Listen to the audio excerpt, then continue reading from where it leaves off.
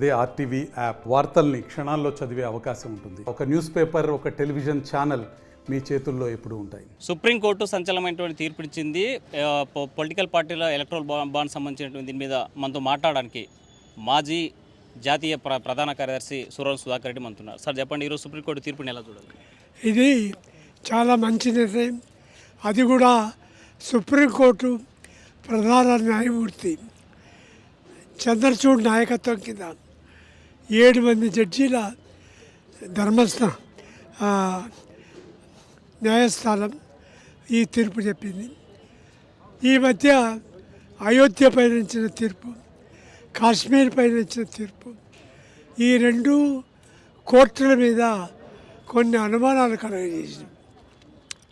కానీ ఇప్పుడు దాని స్వతంత్ర ప్రతిపత్తిని నిలబెట్టుకున్నాయి.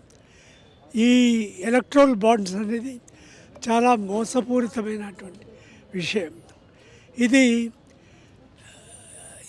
ఎవరికి ఇస్తున్నారు అనేది తెలియకుండా రహస్యంగా పెట్టడం. దీన్ని ఇంగ్లీష్లో ఇతర భాషల్లో క్విడ్ ప్రో కో అంటారు. అంటే నీవు మాకు ఈ డబ్బు, మేము నీకేం కావాల్సిందో ఇస్తాం. వాస్తవానికి అదాని నరేంద్ర మోడీకి, భారతీయ జనతా పార్టీకి బినామీ. వారికి ఇన్ని లక్షల కోట్ల రూపాయలు ఎందుకు వస్తున్నాయని చెప్పారంటే, వారు కేంద్ర ప్రభుత్వం వారికి అవసరమైన అన్ని రకాల సహాయం చేస్తుంది.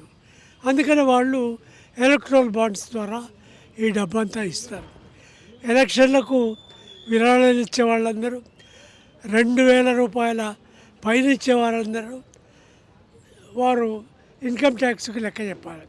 కానీ ఎలక్ట్రల్ బాండ్స్లో 2 లక్షల కోట్లు ఇచ్చినా చెప్పాల్సిన అవసరం లేదు.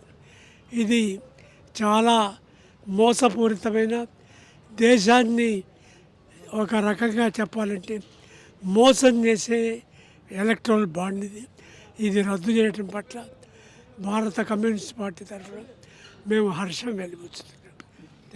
సెంట్రల్లో బీజేపీ ప్రభుత్వం, రాష్ట్రంలో ఉన్నటువంటి ప్రభుత్వ విధానాలు ఎలా ఉన్నాయి? నేను ఇందాకే మాట్లాడాను. ఇది కార్పొరేట్ అనుకూల మతోన్మాద ప్రభుత్వం, పేద ప్రజలకు వ్యతిరేకమైన ప్రభుత్వం. అందుకనే నరేంద్ర మోడీ 10 ఏళ్ళ అధికారం తర్వాత 87 కోట్ల మందికి ఇవాళ ఉచిత బియ్యం ఇవ్వాల్సిన పరిస్థితి ఏర్పడింది. అంటే ఈ కార్పొరేట్లేమో అదాని ప్రపంచంలో అందరికంటే ఎక్కువ పెద్ద ధనవంతులయ్యారు, ప్రజలేమో దుర్భరమైన దారిద్ర్యం.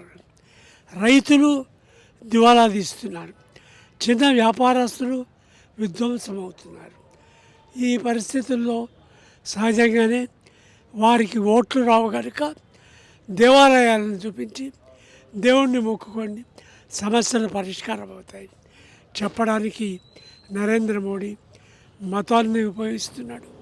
మత ఉన్మాదాన్ని, ఇతర మతాల మీద వ్యతిరేకత, ఇతర కులాల మీద వ్యతిరేకత, ఇవన్నీ చేస్తున్నాడు. ఇదొక ప్రజా వ్యతిరేక ప్రభుత్వం. ప్రజా వ్యతిరేక విధానాలు అవలంబించిన ప్రతిసారి స్పీడ్ బ్రేకర్ లాంటి కమ్యూనిస్టులు ఈరోజు కనుమరుగయ్యే పరిస్థితి పలచనబడిపోతున్నాయని ఒక అభిప్రాయం ఉంది. మీరేమంటారు? ప్రజా ప్రతిఘటన దేశంలో ఇండియా రూపంలో వస్తుంది. దాన్ని కొన్ని పార్టీల అవకాశవాదంతో పక్కకు జరిగిన ప్రజలు ఇండియా పేరుతో మద్దతు ఇస్తారు. ఒక తీవ్రమైన ప్రతిఘటన పోరాటం జరిగి తీరుతుంది. Thank you.